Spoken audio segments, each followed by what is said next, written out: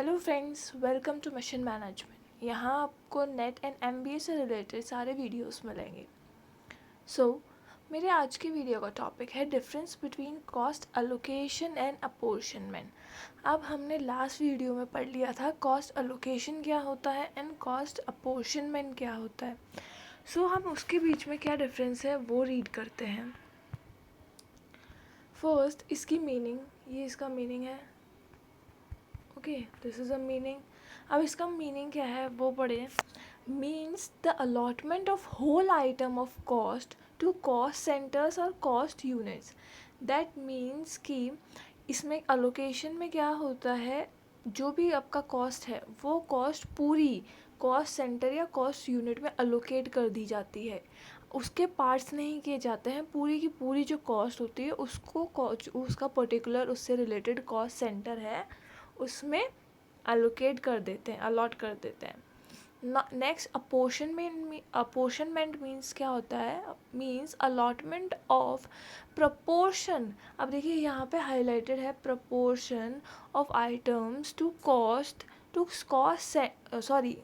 Items of cost to cost centre और cost units. Means कि उन आइटम्स जो भी आपके कॉस्ट, जितने भी आइटम्स का कॉस्ट है उसको प्रपोर्शन में एक पर्टिकुलर पार्ट्स में उनको कॉस्ट सेंटर में डाला जाता है, अलॉट किया जाता है।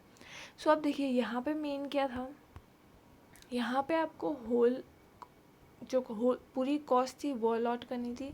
यहाँ पे आपको प्रोपोर्शन मीन्स कि एक इक्वल अमाउंट या फिर जो अमाउंट आपको दिया गया है उसके बेसिस पे, आपको जो रेशियो दिया गया है उसके बेसिस पे आप ना अपोर्शनमेंट मीन्स अपोर्शन करना है, उसको पोर्शंस में डिवाइड करके कॉस्ट सेंटर्स और कॉस्ट यूनिट्स में डालना है।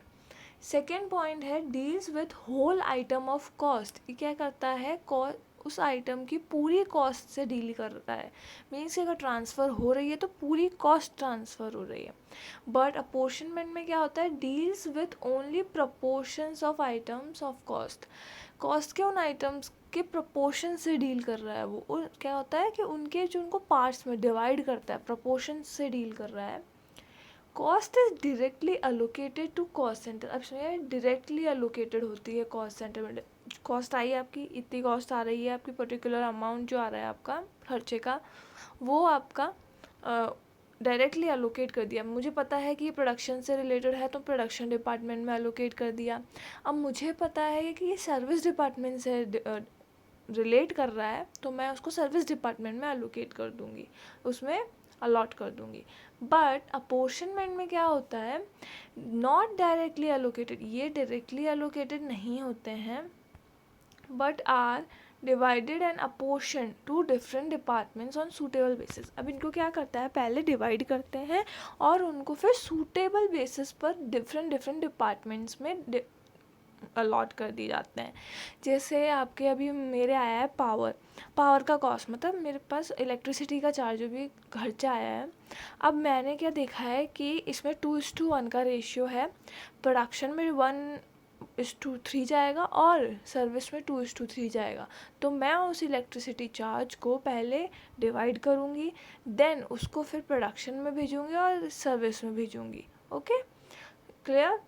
नेक्स्ट इसका रेफरेंस है allocated when the cost centre uses whole of the benefits of the expense. अब कब अलोकेट होता है, जब कॉस्ट सेंटर क्या करता है, पूरा whole of the benefit of the expense के पूरा बेनिफिट को चार्ज करता है। अब इसमें क्या है, apportion when cost centres use only proportion of the benefits. पूरे एक्सपेंस, इसमें तो क्या है, एक्सपेंस का पूरा बेनिफिट चार्ज होता है, इसके अंदर क्या है, पूरे एक्सपेंस का कुछ प्रपोर्शन चार्ज करते हैं, डिवाइड करके चार्ज किया जाता है। अब देखिए लास्ट इसमें है no basis are required, but इसके अंदर सूटेबल बेसिस रिक्वायर्ड होते हैं। मीन्स अब सूटेबल बेसिस क्या होते हैं कि आपको फर्स्ट पावर दिया है, पावर किस बेसिस पे होगा, आपको हॉर्स पावर दिया जाएगा। ओके, अगर हॉर्स पावर भी नहीं दिया जाता है तो आपको नंबर ऑफ स्विचेस दे दी जाएंगे, number of switches. Okay, number of switches ये भी नहीं तो अब नेक्स्ट कोई एग्जांपल लो, जैसे रेंट है।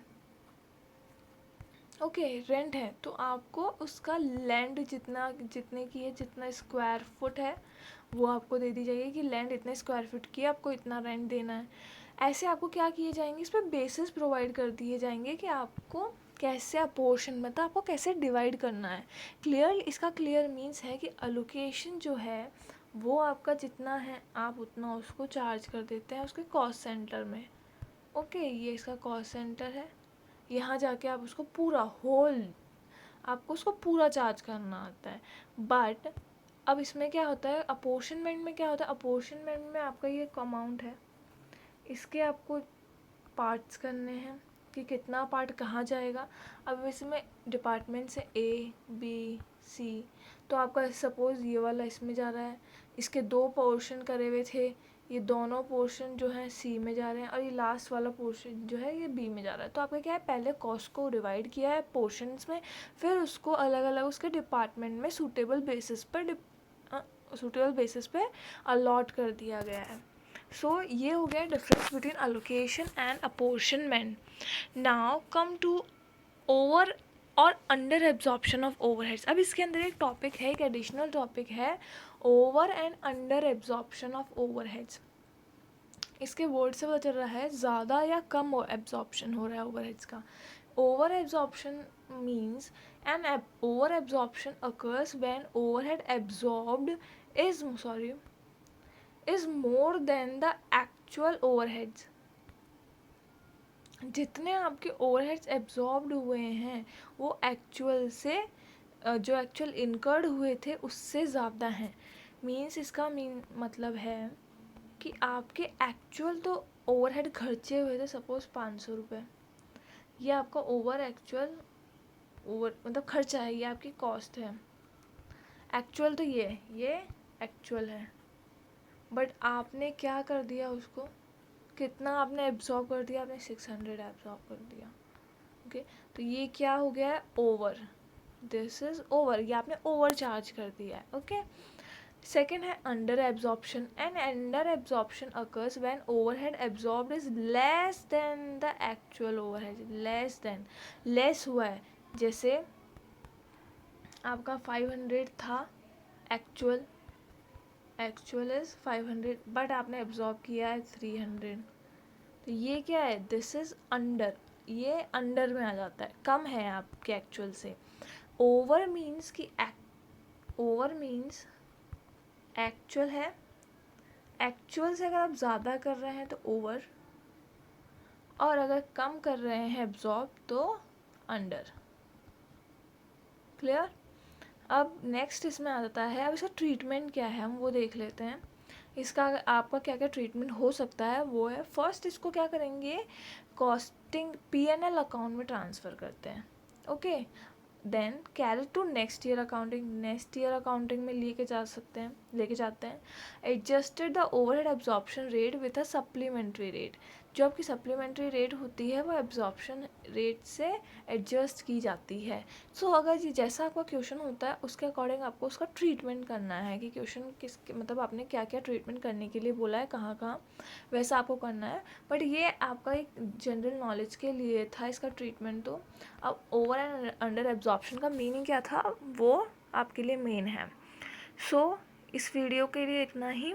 आपको कोई प्रॉब्लम है तो कमेंट सेक्शन में कमेंट कीजिए। Thank you.